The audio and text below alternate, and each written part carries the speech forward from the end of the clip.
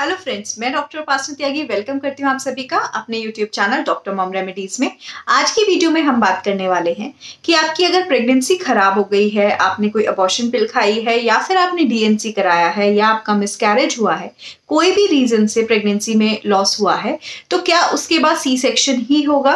तो अगर वीडियो आपको अच्छी लगे तो लाइक कीजिएगा और उनके साथ शेयर कीजिएगा। कोई क्वेरी हो आप कमेंट कर सकते हैं। चैनल को सब्सक्राइब करके जाइएगा, नोटिफिकेशन बेल आइकन ऑन कर दीजिए कि आने वाली सभी वीडियोस की नोटिफिकेशन मिले।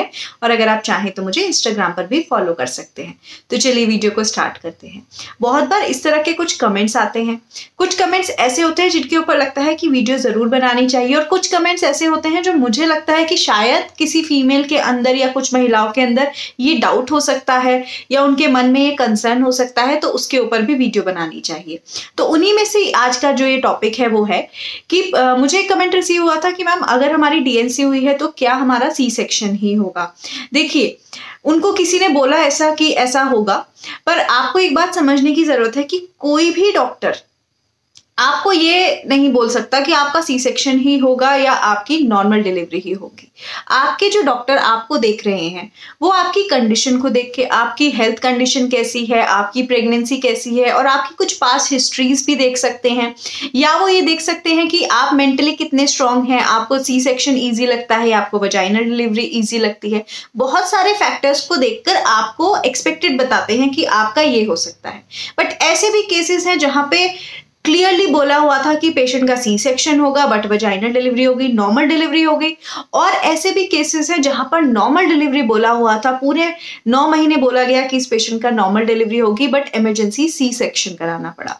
तो आप ये चीज बिल्कुल भी पहले से प्रिडिक्ट नहीं कर सकते।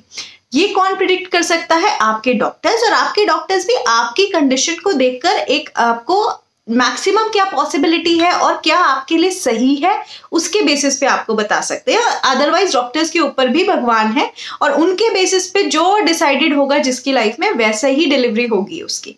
अब उसमें आती है बहुत सारे रिश्तेदार, बहुत सारी आंटियां, बहुत सारी दीदियां, बहुत सारे ऐसे लोग जिन्हें कुछ नहीं पता है, जिनको नॉलेज नहीं है, और वो आपको बोलेंगे कि अरे तुमने डीएनसी करा, अब तो तुम्हारा सी सेक्शन होगा, तुम्हारा एक मिसकैरेज हो चुका है तो अब तुम्हारा सी सेक्शन होगा, या अब तुम्हारा ऐसे हो गया अबॉर्शन पिल तुमने खा ली अब तो तुम्हारा डेफिनेटली सी सेक्शन होगा। इस तरह की ये सब मिथ है, ये सब बकवास है। बिल्कुल ऐसा बिल्कुल नहीं है। जो ये सारे प्रोसीजर्स हैं ये अलग हैं और डिलीवरी का प्रोसीजर बिल्कुल अलग है। हाँ, कई बार हो सकता है कि इसकी वजह से कुछ ऐसी कॉम्प्लिकेशन हो गई हो कि आपके डॉक्टर बोलेंगे आपके लिए जो बेस्ट ऑप्शन है वो सी सेक्शन है, और वो भी आपके डॉक्टर डेफिनेटली आपके साथ आपका केस डिस्कस करेंगे। आप अपने डॉक्टर से बिल्कुल फ्रीली अपना केस डिस्कस कीजिए, और अगर रिकमेंडेड सी सेक्शन है तो उससे भी घबराने की जरूरत नहीं है। डिलीवरी 2 तरह से ही होती है, या तो नॉर्मल वेजाइनल डिलीवरी होती है या सी सेक्शन होती है, और दोनों ही डिलीवरी सेफ है। दोनों के ही अपने प्रॉज एंड कॉन्स हैं, दोनों में कोई प्रॉब्लम नहीं है। जस्ट बिकॉज क्योंकि सोसाइटी का ऐसा बना हुआ है कि हाई सी सेक्शन हो गया, सर्जरी हो गई, तो इस तरह घबराने की जरूरत नहीं है। अल्टीमेट गोल है एक हेल्दी बेबी को अपने घर लाना, उसी पे फोकस रखिए और माइंड से स्ट्रांग रहिए कि हाँ मुझे अपनी रिकवरी करनी है। अब वो नॉर्मल डिलीवरी के बाद भी रिकवरी करनी है और सी सेक्शन के बाद भी रिकवरी करनी है। बहुत सारी महिलाएं हैं जिनको सी सेक्शन के बाद भी बहुत इजीली रिकवरी हो जाती है, और बहुत सारी ऐसी फीमेल्स हैं जिनकी नॉर्मल डिलीवरी के बाद भी रिकवरी होने में प्रॉब्लम होती है। मेरा खुद का सी सेक्शन हुआ है, मुझे 5 डेज के बाद मुझे कोई पेन तो पूरी डिलीवरी के बाद भी नहीं हुआ, और इनफैक्ट 5 डेज के बाद भी मैं बिल्कुल एब्सोल्युटली ऐसी थी जैसे नॉर्मल डिलीवरी के बाद कोई कुछ भी काम करता है। मैंने भी बहुत आराम से किया, कोई दर्द नहीं, कोई प्रॉब्लम नहीं।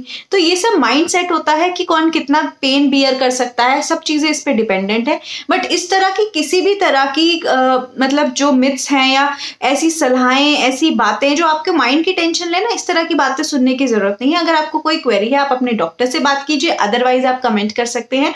मैं डेफिनेटली ट्राई करती हूँ कि मैक्सिमम कमेंट्स का रिप्लाई करूं।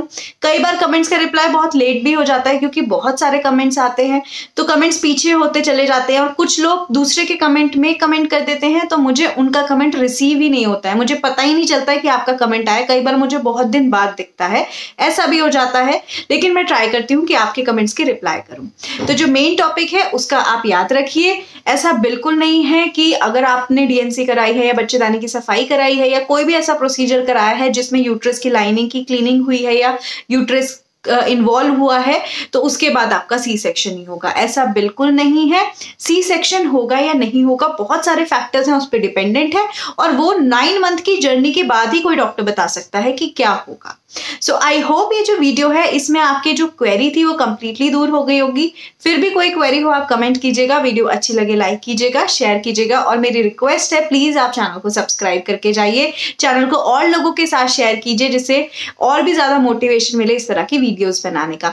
मेरे जो क्वेश्चंस होते हैं बिल्कुल जो आम भाषा में, बिल्कुल जो लेमैन आपको क्वेश्चन माइंड में आ सकते हैं, बीइंग अ फीमेल मैं मोस्टली ट्राई करती हूँ कि टॉपिक्स वैसे ही हो और उन्हीं के ऊपर वीडियोस बने। So thank you so much.